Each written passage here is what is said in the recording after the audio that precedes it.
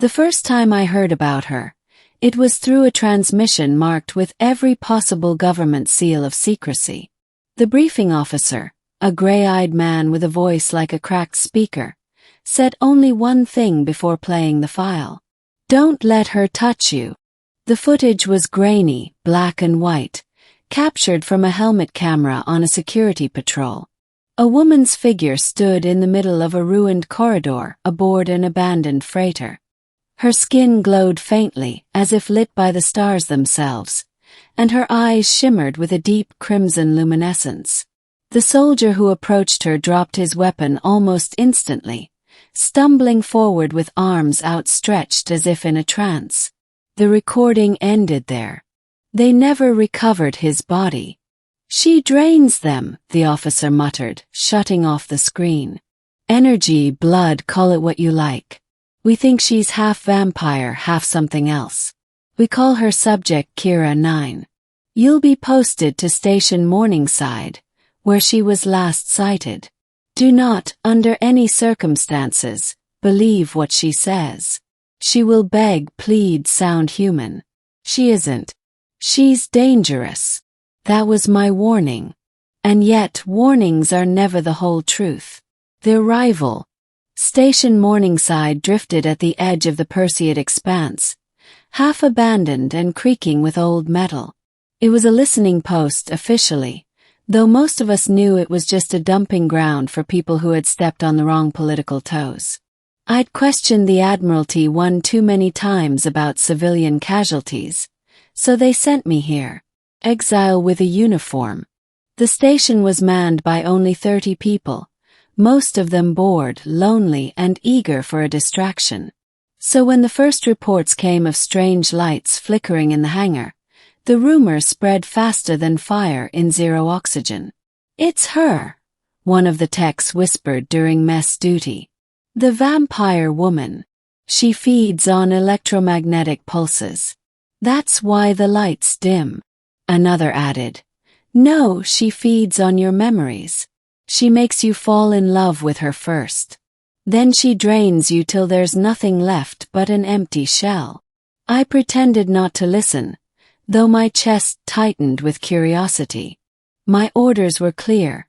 If Subject Kira 9 appeared, I was to alert command and avoid contact. But there was something in the warnings themselves, something almost afraid. Not of her power, but of what she represented. The first meeting. It happened on the 12th night.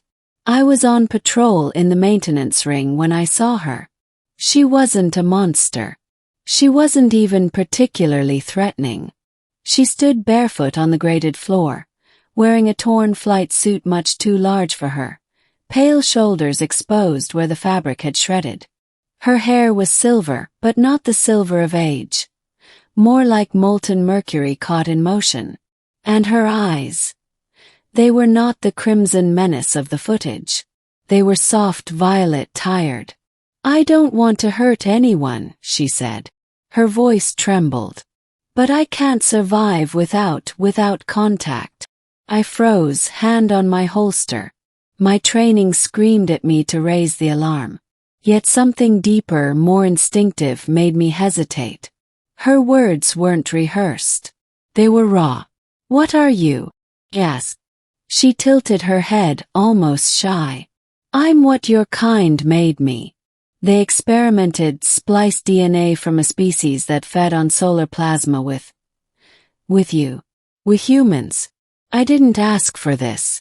I just wanted to live." The comms crackled in my ear. "Patrol 6, report status." I muted them. I should have reported her instantly. Instead I whispered, "Why me? Why show yourself now?" Her gaze dropped to the floor.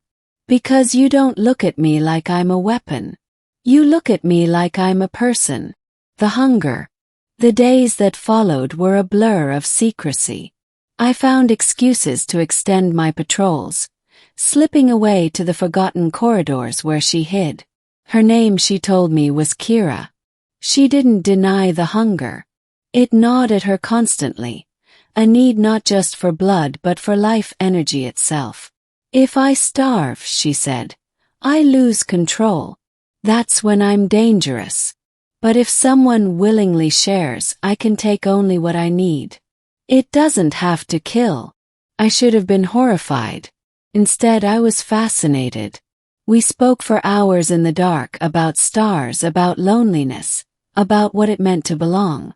I confessed my doubts about the war, the doubts that had exiled me here. She confessed her terror of being hunted for something she never chose. Still, I kept my distance. Until one night, when she faltered mid-sentence and collapsed. Her skin was cold, trembling. Her eyes flickered between violet and crimson, like a warning light failing. I need, please. Her voice was faint. I knew what she meant. My instincts screamed danger, but something in me couldn't watch her suffer. I offered my wrist. The moment her lips touched my skin, fire coursed through me. Not pain, something sharper, stranger, like every nerve was suddenly awake. I gasped as warmth drained from me, replaced by an overwhelming intimacy, a connection deeper than words. She pulled back quickly, shaking. I took only enough, she whispered. I won't take more.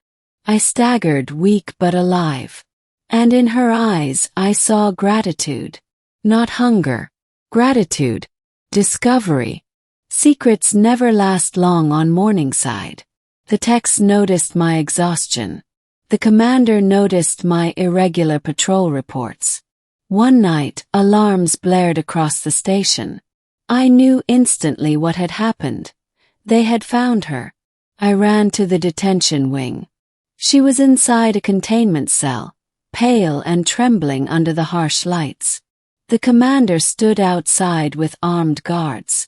You had one order, he said to me coldly. Do not engage. And yet you harbored this thing. She's not a thing, I snapped. She's a person, he scoffed. A person who killed 12 soldiers on the freighter. You saw the footage. She told me. She told you what you wanted to hear, he interrupted. That's how they work. Seduction, deception, parasitism. We're transferring her to Central Command for disposal. Kira looked at me then, eyes wide with fear. Not crimson, not monstrous, just fear. Please, she mouthed silently. And in that moment, I knew I couldn't let them take her. The escape. Breaking her out was madness. Treason. But madness felt preferable to betraying the only soul who had ever looked at me without judgment. I disabled the cameras during a scheduled power check, slipped past the guards with stolen clearance codes, and unlocked her cell. She clutched my hand, weak but alive. Why? She whispered. Because they warned me you were dangerous, I said. But all you ever wanted was to be loved. We ran through the maintenance ducts, alarms rising as they discovered the breach. Blaster fire echoed behind us. I shielded her as best I could, though one bolt grazed my shoulder. Pain seared, but adrenaline carried me forward. At the hangar, we found a scout ship half-functional. I threw myself into the pilot's seat, hands shaking as I bypassed the lockdown. The hangar doors groaned open, revealing the endless scatter of stars. Hold on, I muttered, slamming the thrusters. The ship lurched free, spinning into the dark. Behind us, Morningside shrank into a speck. Ahead of us stretched freedom or a different kind of death. The truth. Days blurred into weeks as we drifted through uncharted sectors, scavenging fuel and supplies where we could. Kira grew stronger, but she never took from me without asking. Each time it was a whisper of warmth, a tether between us. I began to crave it, not fear it.